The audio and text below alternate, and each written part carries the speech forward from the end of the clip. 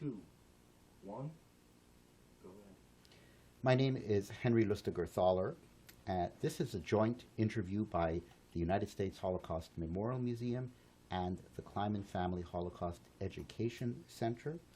And today we are interviewing Mrs. Deborah Freund. Mrs. Freund, can you tell us your date of birth and where you were born? Yes. I was born in Satu Mare, that's Romania, August 16, 1926. And can you tell me a little bit about some of your early memories in Satu Mare? Well, we were 4 sisters and 2 brothers. I was the youngest, so I was a little bit spoiled. How? How were you spoiled? A lot of attention, correct? Like I was the baby in the house, so I was allowed to do more things, or I got away with more things than my sister or my brother. But in those days we were naive and we played differently and everything was different than today. Tell me a little bit about your family, about your sisters, your parents. Yeah.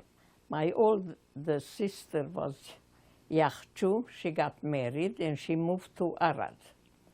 Then my other sister, Lily, she got married also. She moved to Kisvárda. That was Hungary. Because then in 1940 we became Hungary already. And then I had the older brother, Pati, Mathalai, we called him Pati. He was called in to labor camp. And another brother, Srul, we called him Tuli. He was also in labor camp. And then was my sister Yutka and me. So the last years we were only the 2 of us at home because the 2 brothers weren't home and the 2 sisters got married. And tell me about your parents. What were they doing? My father, we were in the cap business. We made it. We had a worker, a lady, who came in to make the caps every day. And my father sold it, and he went out, sometimes out of town to sell things. And money wasn't too much, but we had everything what we needed. We watched everything. We appreciated everything. And then in 1940, the Hungarians took over Satu Mare, that was in Transylvania, Dracula's country. And in 1944 they started with the ghetto. And me and my sister got Christian papers. Before we go there, I'd just like to know a little bit more about Satu Mare before these events. For example, your schooling, what kind of schooling did you have in Satu Mare? We went to public school. That was very normal. And there was a Jewish school, but we didn't go there. The education wasn't so good, and it cost money. But like 90% from the people went to public school. And that was a Romanian? Romanian that was all normal then. Mm-hmm. And we went Shabbos also to school. But we didn't ride, we didn't touch anything what wasn't allowed to. Mm-hmm. And once we thought that my father doesn't know, because when we came home 12 o'clock, he came from shul. But he knew very well, but he knew they can do nothing against it. And one Shabbos, he arrived to school When we saw him, we almost passed out. We were ashamed of his hat, we were ashamed of his beard, and we were afraid, what will he do to us now? And he was talking to the teacher. The teacher was very nice. They talked in Hungarian because my father didn't speak Romanish. He was from Munkacs originally. So, and then we heard that he thanked the teacher and he went home.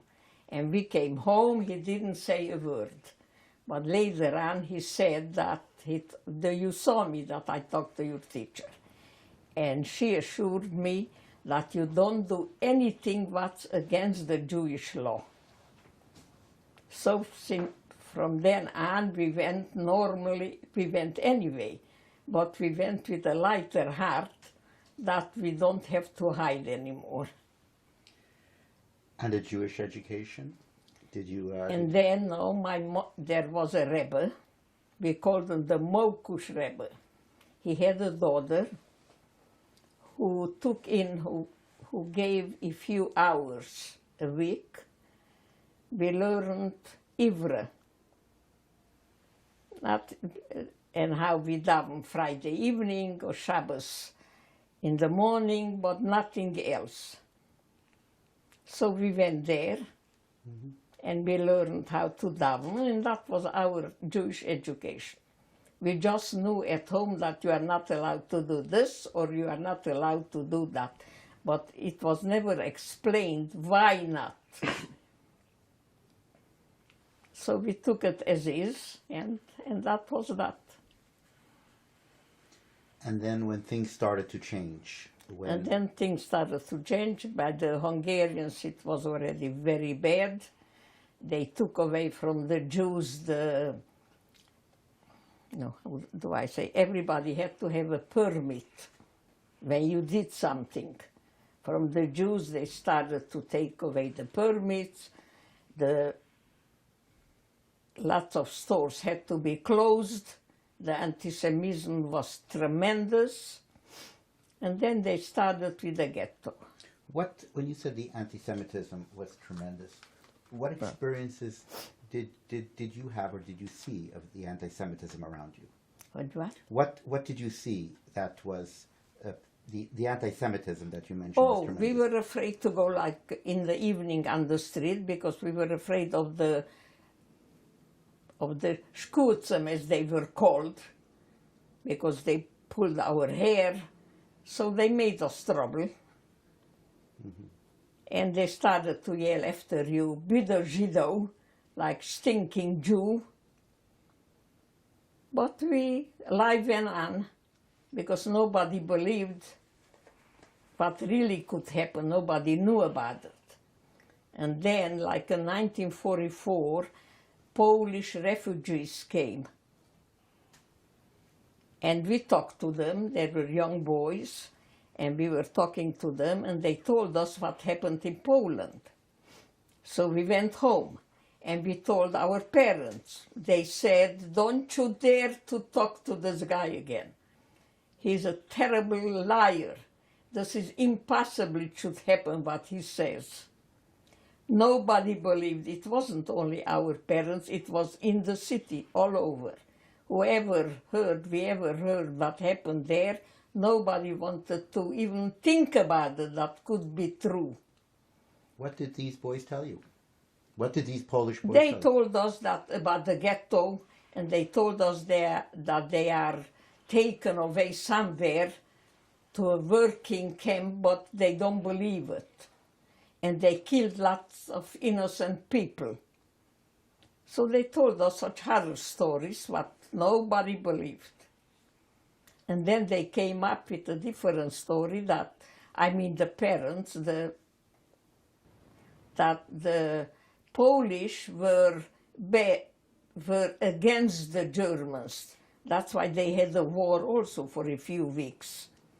But the Hungarians are compromising, and they are friends with the Germans, so nothing will happen here.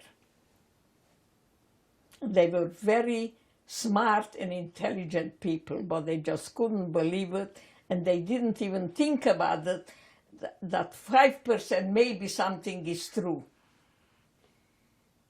Today we think about it, we cannot believe it, that how they didn't take it seriously, or maybe they did, but they couldn't do nothing against it. So they didn't want to think about it, that maybe it's true. And it really happened, what these guys tell us. And then as we move into the more difficult days before the deportations.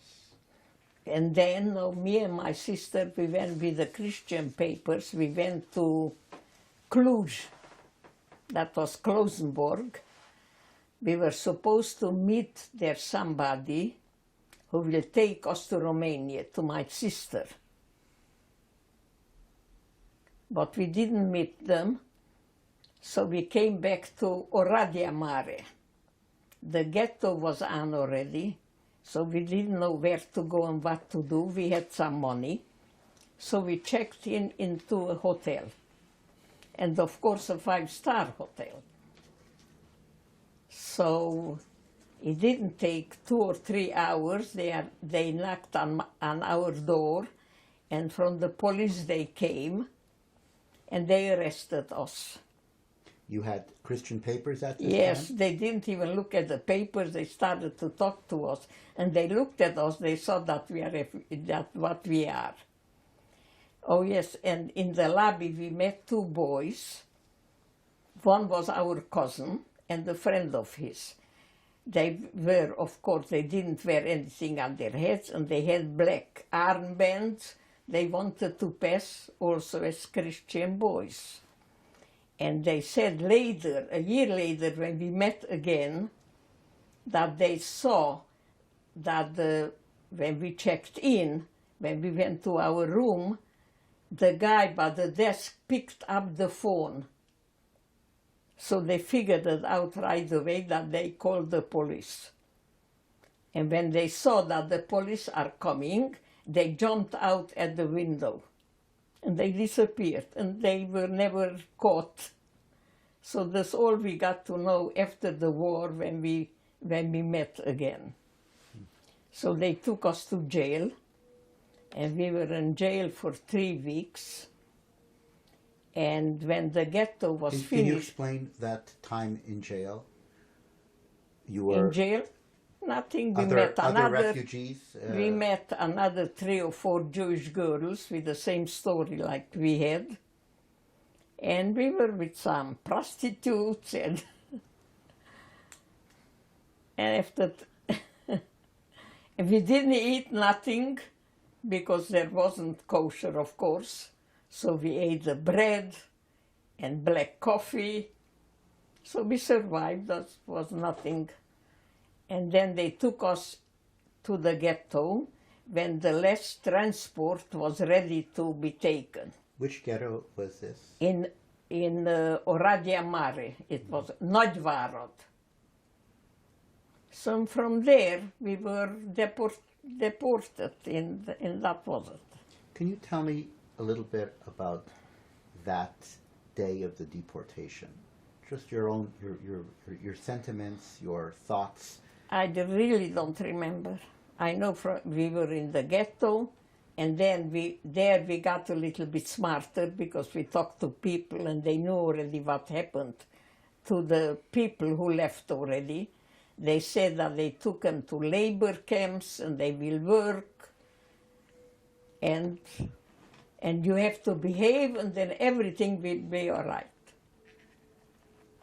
Who was telling you this? The people who were there in the ghetto. They didn't know any better either. So then we were deported. It took 3 days till we arrived to Auschwitz. And there, you know, we were selected, the young one side, the older people on the other side.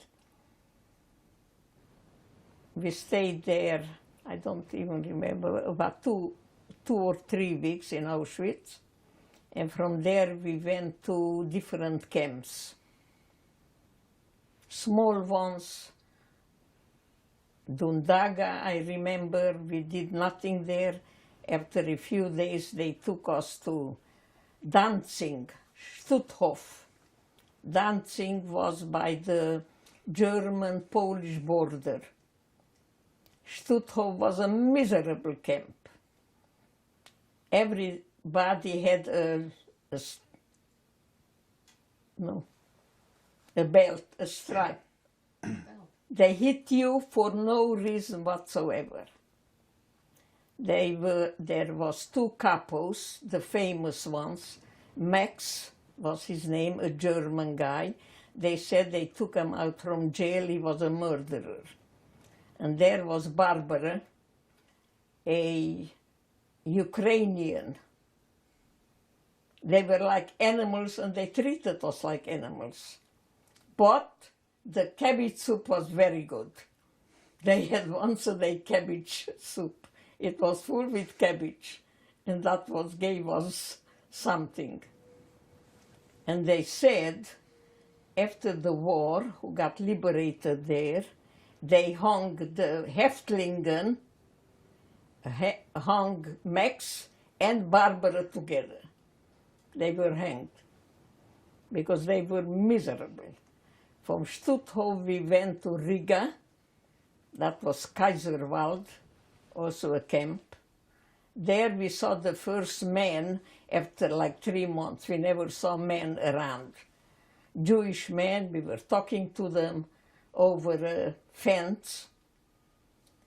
And they told us their stories, and they listened to our stories, and everybody was jealous that we are here only about 6 or 7 weeks, and they are there already a year or 2 from Lithuania. And from there, they took us to Leipzig, and we worked in an aeroplane factory for about 9 months. What were you doing in the airplane factory? We made parts. I mean, with a bore machine, we made the holes. And once they gave me a few big pieces of iron, but I had to bore, and they said I should watch. I shouldn't put more together than 2, because if there is more, then the machine didn't go straight, and there will be trouble. Of course, I put 3 or 4. All of a sudden, I see that the engineer comes, and the foreman, and the meister. So it was big problems, because my holes weren't straight. So we were happy that we did it. It was sabotage. But they didn't punish, no. To go from the factory to the camp was about 5 or 6 kilometers. So every morning we went to the factory, and we worked 12 hours, and then we went back to the camp. They had supper, so there wasn't too bad with food. Of course, we were always hungry, but it wasn't too bad because we were treated like normal people because we worked. The place was called ATG. That's ATG today. It was a tremendous factory. Once we came back home, we were supposed to come home, and we came like the first 50 minutes, and then the SS soldiers, they were all with us. They were watching us, and they started to talk, and they said, "Halt!" Nobody went anywhere. So what happened? 2 hours before, we heard that it was bombed, but we were used to that. The camp was bombed, because not far away was something also. So we had no place to go anymore. So they took us somewhere, and they said, "Sit down in an open place," and we were waiting there for nothing. We were there about 2 days. And then they took us back to the camp. In the camp was shambles, nothing. And from then it was almost already the end of the war, because they took us walking. Everybody marched there. For about, people were marching about 2 weeks also. We were marching about a week, and then we realized that we see the same signs but we started out in the beginning. So they had no place, no room where to take us anymore, so they went round and round. All of a sudden we saw American tanks are coming.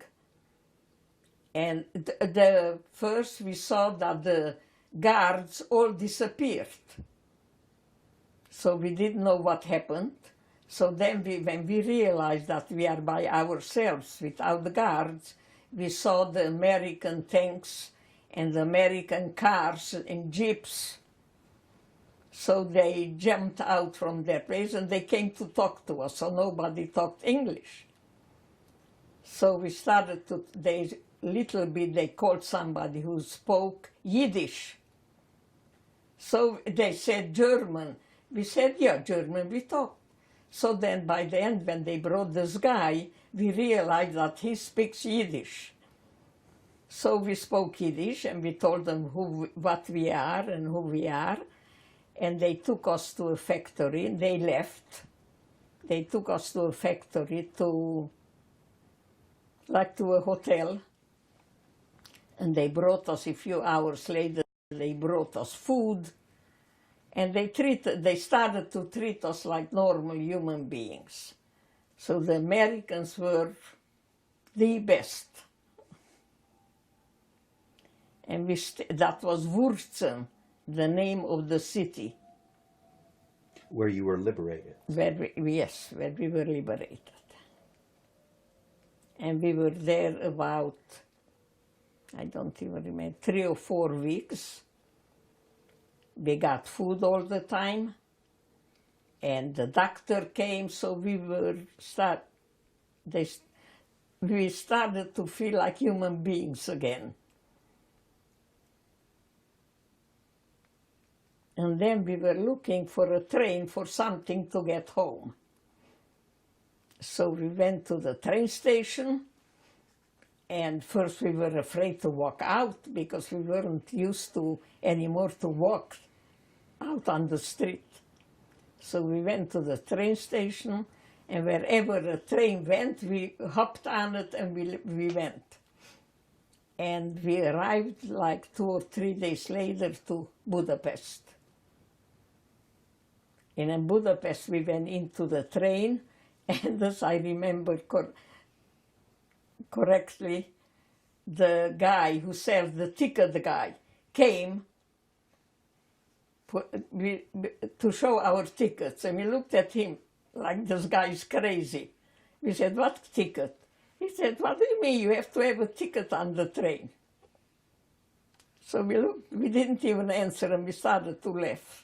So he left us because he saw what's what. And then we arrived to Budapest. That was before Budapest. And there already it was a civilized city. They told us right away there is a joint where we have to go. We went there, we got some money, and of course we got food. And we met there already people. And they arranged a Russian truck to take us to Satu Mare. So we went to Satu Mare. That took another day and a half or so. And we met already cousins and people. So we arrived to a cousin, and she put us right away in the top to take a bath. And she gave us clothes. And we were there about 2 days, and then we went to Arad, to my sister, who wasn't deported because Romania didn't. They had their own troubles in the country, but they weren't deported. So we stayed by her another year till I got married. So and then I came back to Satmar to live. So your parents were deported from Satu Mare. The who? Your parents Yeah, were deported they were from deported, and then we heard what happened to them, yes. So, would you explain that, what you heard? Well, that they read in the papers that we were arrested. They knew about it. The paper brought the Satu Mare paper. It was named the Samos. That Vera Brody and Elsa, that's my sister, were arrested with Christian papers, fakers and liars, and so they knew about it. So, where did you get those Christian papers? How did you get the Christian papers? Do you recall? oh, there was a guy who, for money, brought us all the papers, you know. It was so new and so everybody could see it, that's false papers. A birth certificate he gave and something from the church. So, but that was worth nothing because we didn't even use it, nobody asked for it. Nobody asked us if we are Jewish or Christians because they knew it right away. So when you moved back to Satu Mare, when you got married and moved back to Satu Mare, Yes. a year after you were in Arad. In Arad I was for a year, from 45 to 46. In 46 I got married in December. And then I went with my husband to live in Satu Mare again because he lived there. Tell me a little bit about that, about life in Satu Mare in 1946. You mean like after the war After already? the war, yeah. It was only youngsters all over. You couldn't see older people. You couldn't see a child. And they started to become normal. And I remember a cousin of mine, we called him an uncle, but he was really a cousin. I saw him after a week or two and I see he didn't shave. And I said, what happened to you? He said, no, I'm starting to grow a beard. Because my father had a beard, and if I wouldn't be deported, I would have a beard. We looked at him like crazy, but he became a Hasidic man like he would be before the war. He was the only one who started, but then people started to become also a little more religious and to get back like in the olden days, like before the war. So you saw in Satu Mare a revival of religious life? Yes, definitely. Yeah. Yes. We didn't believe in it, and we looked at it like crazy, but we got into it also. Mm-hmm. So how long were you in Satu Mare, you and your husband? I was there till from 46 to 40. Were you born in 48? And 47. In 47 we wanted to make Aliyah. So we wound up in Cyprus. We were in Cyprus for 1 year. My daughter was born there, in Nicosia. And the war broke out in 48 in Israel. And then in 49, it became, in 48, it became Israel. And then the war broke out. So when the war was finished in 49, they took us to Israel already. And there I got in it was very, very hard with apartments because they were in Cyprus, they said through all the time about 54,000 people. So those 54,000 people went all to Israel and they needed apartments. So we were first in a place where they had, how was it called? I don't remember. Mabara. Yeah, we were there. But then we had good connections, because in those days they said that if you don't have in Israel connections, they might as well you be dead. So we had very good connections, and we got an apartment in Bnei Brak. It was called the Aguda Shikun. Mm-hmm. It was brand new. They built it there. Then they were built then, and we lived there about 4 years. There I had a son, Meir, in Petach Tikva. And then from there we left to Canada.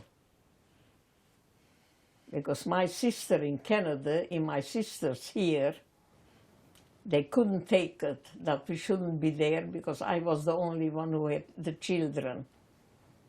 So they took a lawyer in New York, here, my sister, this one, where you go next. And they sent us all kind of papers that we should come to. No, first we went to Canada, I'm sorry.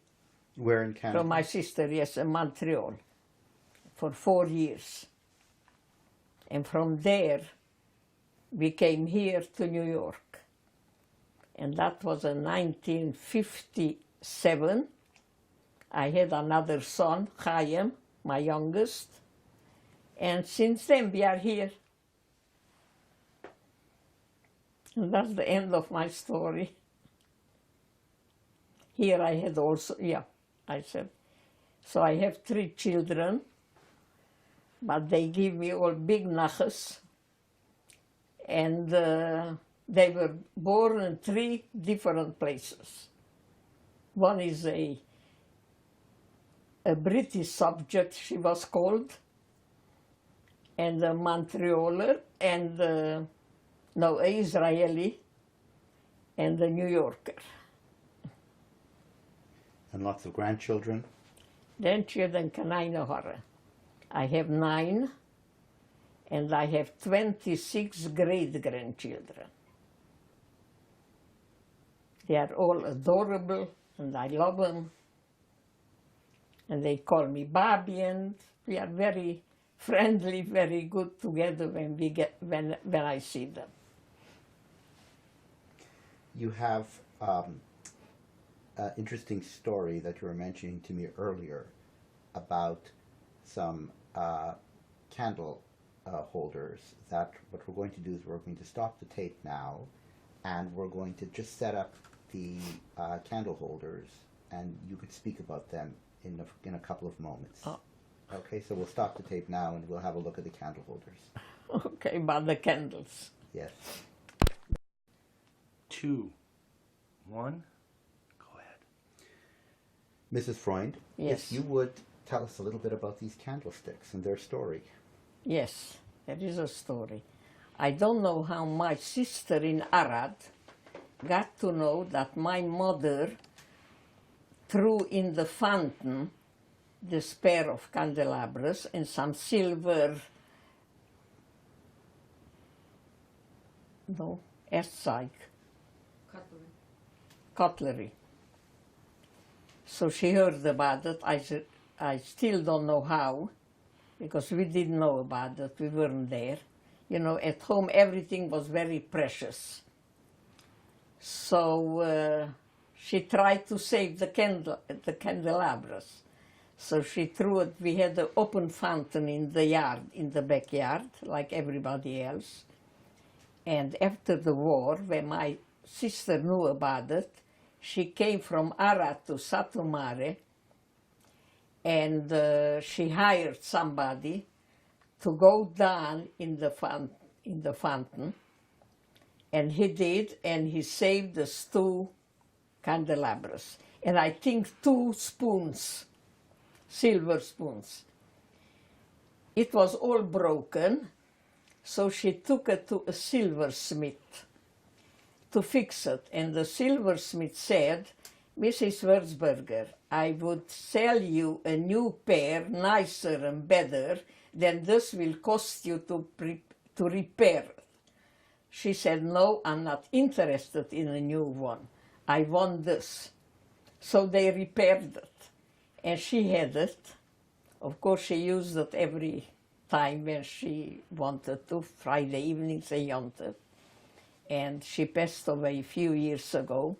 Then I got it. She has an only son, Shia, in Montreal. And he said he will give it to me because they don't use it. But after, I have to give it back. So this is the candelabras, and of course I use it every Friday evening. You have a memory of your mother Yes. lighting the Shabbat candles on these Oh, candles? yes, Yeah. yes, That must be a very nice memory. yes.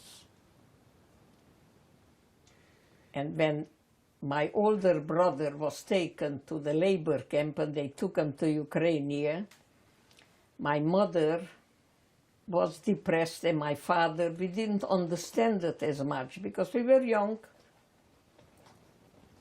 My mother had a dress for Yom Kippur and Rosh Hashanah, a white piqué dress. And that was always, she said, every year, she said, she wore it only 3 times a year. She said, oh, I'm getting fat because the dress gets skimpy on me. So all of a sudden she's putting on the dress, and the dress is wide and big. So we didn't realize that she lost about 20 kilos or 15 kilos, now I don't know, pounds, or after our brother was taken away.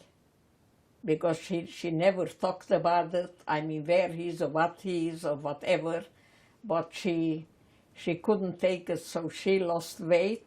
So this I remember, that once she put on her dress and she said, look what happened. I fit in twice in it already. So this was all because my brother was taken away. Because when he was home, he was wonderful. He was working, he was in business, and he gave money at home. So we started to live more comfortable when he helped out. In whatever he made, the main portion he gave to my mother and father. Which brother was this? That was Motcheleib the older. The younger was young yet. He was also a wonderful brother. They just disappeared. Somebody told me once that, are you Brody? When I moved back to Satu Mare, I said yes. He said, I was together with your son Tuli in labor camp. I said, really? So what happened to him? He said, well, I tell you the truth, he was shot by the Hungarians. I said, why? He said, because we were marching and we knew that they are taking us to the next town, to the railroad station, to take us away.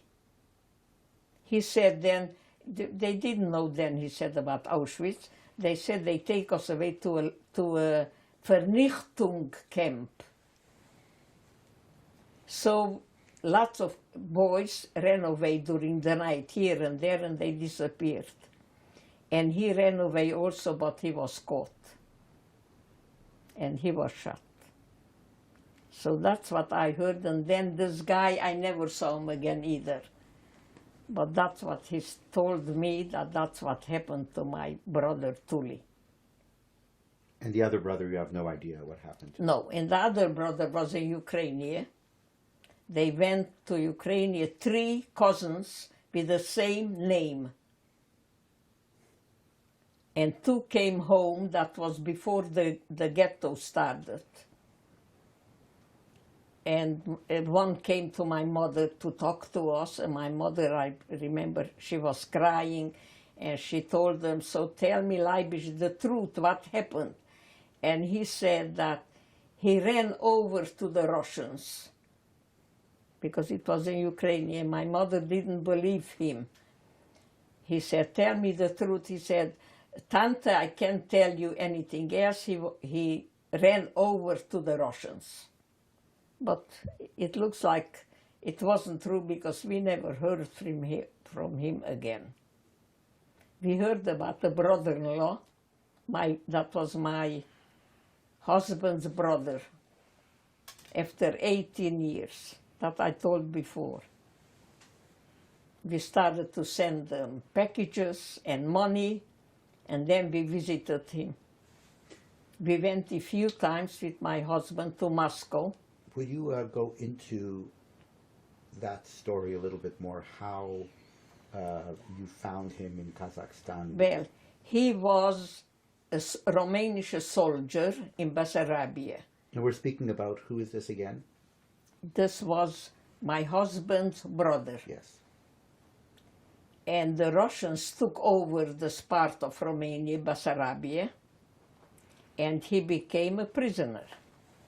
So the Russians took him all over, here and there, more and more into Russia. And they wound up in Kazakhstan. There is oil, no, help me out. There are oil fields Yeah. in Kazakhstan. So he was working there. And we asked him, so what happened to you? Lots of people came home because my husband met somebody who came and he said, I was with your brother together about 4 years ago. Says, what happened to him? He says, I don't know. So we asked him that how come he came home and you didn't? He said, well, I was in jail. What happened? He said, I was stealing potatoes one night. 3 potatoes I stole for a family who was dying of hunger. He said, a mother and 2 children. He said, I didn't eat it myself, I gave it to them. And they caught me for the 3 potatoes. And they put me to jail for 2 years. And that happened in those 2 years when they let prisoners go home. So after the 2 years when he came out from jail, they didn't let him home anymore. Why didn't he go 6 months ago or a year ago? So he said that I was in jail. He said, we don't care. Finish, you can't go home anymore. So that was then the Russian mentality, the Russian laws. So he got married there. He had children. And he said he had a feeling he always wrote letters where they used to live. So finally one letter arrived. So a cousin got the letter, and he knew their history, that a cousin of his got lost in Russia. So he sent a letter to his brother to Jerusalem, and from Jerusalem the cousin sent it to my brother-in-law to Bnei Brak. So he sent it to us. So we got in touch. Because he couldn't. Then Israel was very bad with Russia. They didn't have no diplomatic. So we went to visit him. So he wrote us that we should meet in Alma-Ata. Because Alma-Ata is the big city in Kazakhstan. And I told my husband, no way I'm going to Alma-Ata. Let's go either to Leningrad or to Moscow. So we went to the travel agency, and he said that to Moscow it's much easier. So he started to work on it, and we went to Moscow. And he came from Kazakhstan, and we met in Moscow. And we went 5 times. Every second year, summer we went for 10 days to Moscow. So when was the first meeting that your husband met his brother after thinking That he was, was let me see, gone? 50, it could be 66, 76, 80. Yeah, maybe 1966. About 10 years later, or 8, I don't remember exactly, when we got in touch, that we knew that he's alive. So you knew he was alive around 1956. We knew that, yes, but we didn't go for the next 8 or 10 years. We Right. didn't go. So it was in 1956 that Yeah, probably. your Yeah. husband discovered that he had a brother who had survived the war. In 56 we 56, discovered, and then we went to see him in 66. Right. Yes. So we met a few times. I mean, we were there together, and Nice story. yeah, Nice story. Is he there brought anything- his son Uh-huh. and his wife, and then they left to Israel. He died in Israel. Yeah. And she still has there a son and grandchildren, so he left the family in Israel. Is there anything else that you would like to add, any other remembrance that you would like to add to your interview, Mrs. Freund?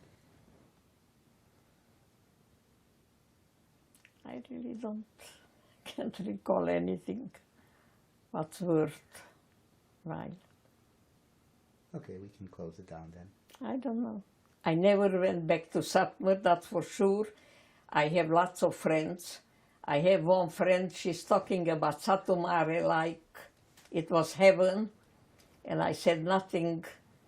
I don't have any good special memories from Satu Mare. And I don't like it, and I never went back. I was in Romania a few times. We went to Iași. That's a big city that's in Moldavia, it's today called, because my husband's mother died there in 1938. So we went to cabbage a few times. We went to Bucharest, and from there we went with a little plane to, I don't know how it made it, to Iași. We went in the morning, and at night, in the evening was a aeroplane back to Bucharest. So we came back in the evening, and the same night we had the El Al to Israel. That was every time when we came from Romania, we went straight to Israel. Thank you very much, Mrs. Freund, for the interview. Thank you. Okay. You're welcome.